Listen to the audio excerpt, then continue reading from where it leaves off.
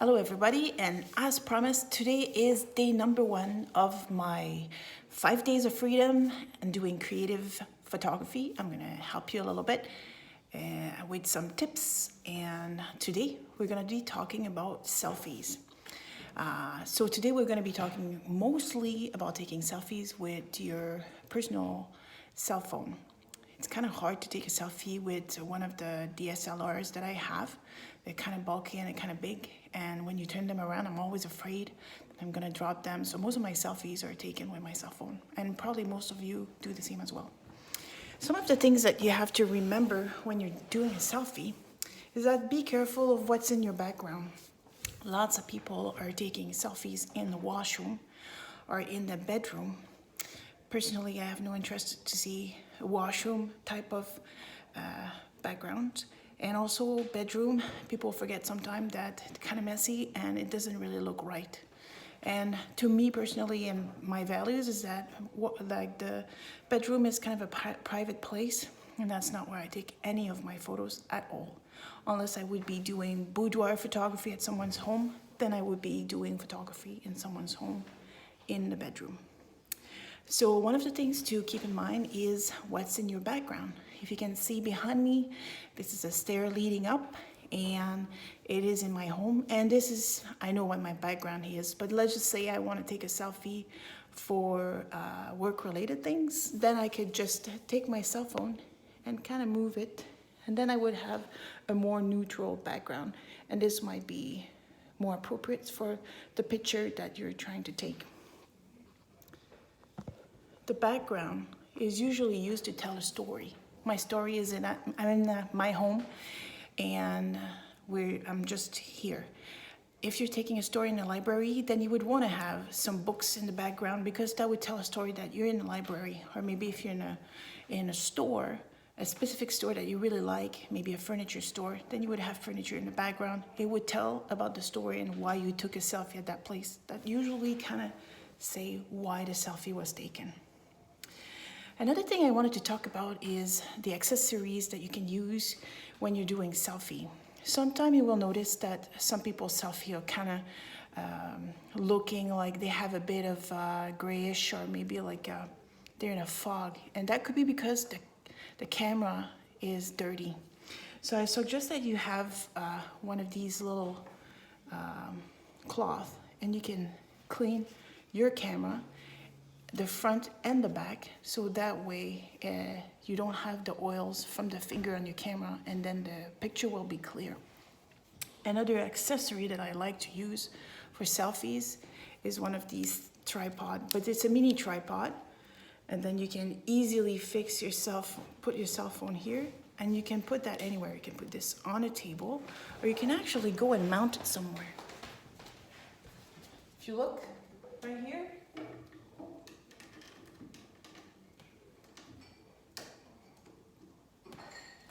so you can mount your mini tripod, and that way you can take a picture and your hands are free. So if you have to demonstrate a product, or maybe if you want to be a little bit further away, because that's part of the story, this is a really good option. One of those things too is to keep in mind is the selfie stick. This is a stick my husband bought for me a few years ago. So when we travel, and unfortunately I can't use it because I have an iPhone 10, and the ending doesn't really fit in my iPhone 10. I need a special attachment. Most of the time I forget it, but the selfie stick is really awesome.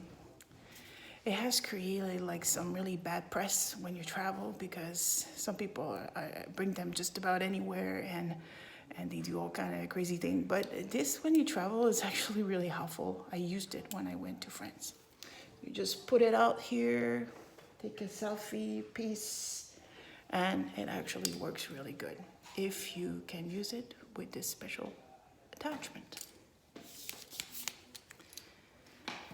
One of the things too that you have to keep in mind when you do a selfie is the way you pose. Posing is really important. You must know what is your good side. Everybody has a good side. This side is kind of my favorite side, and this is my rebel side. I know what my favorite side is, and I know what my rebel side is. So you have to find out what's your favorite side.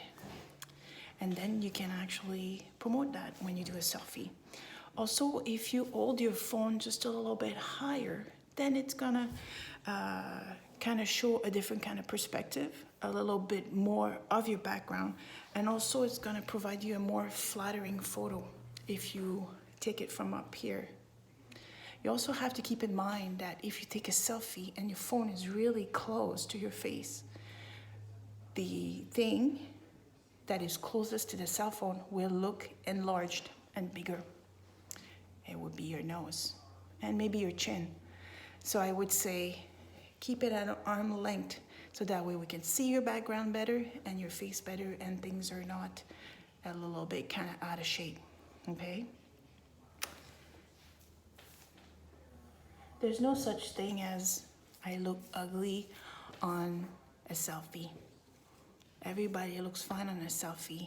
Think about it. It's not about being ugly or beautiful. It's about operator error. And I would say that maybe you don't know your good side, and maybe you're taking an angle, a photo at an angle that is not really flattering to you. It might be looking flattering to a model on, on Facebook, but maybe it's not for you. So I would say the best way to be better at taking selfie, it's gonna be by practicing. And the thing about being in isolation now is that you got plenty of time to practice. I would say practice just a bit around in the house. Find what is your good side. So I would say take more selfies while you can. That way you'll be more comfortable. And then you'll be able to learn how to accept yourself. I think that the way we see ourselves in our daily life and the way we actually are when we look at a photo, it's different. For example, when I take people's photo with my camera, when I shoot a woman, that it's a model or not, it doesn't matter. They always find themselves looking different. But I see something different. My camera will take the photo of a person, but sometimes we have a different perspective of ourselves, and I think that's why sometimes people think that they're ugly. They're not ugly. You just have to learn to take better photos. Okay? So, and I don't really like that word either, so you're gonna have to erase that from your vocabulary. So I would say when you do a selfie, less is more. So when you're doing some editing afterward on your cell phone, try to use less filters. Try to use as less as possible, so that way you look more natural. If you're doing photos for your customers, they want to see the real you. They don't want to see all the add-on and the different colors and things like that. So make it realistic. And also, just as a last little tip for you before I go today, is that try to take photos in natural light. First of all, natural light is much more softening, and if you have some natural light, it'll make the photo 10 times better. That's why the outdoor photos always look better than the indoors photos. And that is it for today. So my challenges of the day for you is that you go out there and take some selfies around the house, maybe outdoor, try the natural light. Here in Ontario, we have like a somewhat partially covered sky. Actually, it's really good for photographers right now. So go ahead and try to get a selfie and then upload it to this post. We'll see you tomorrow. I have a brand new topic for you tomorrow.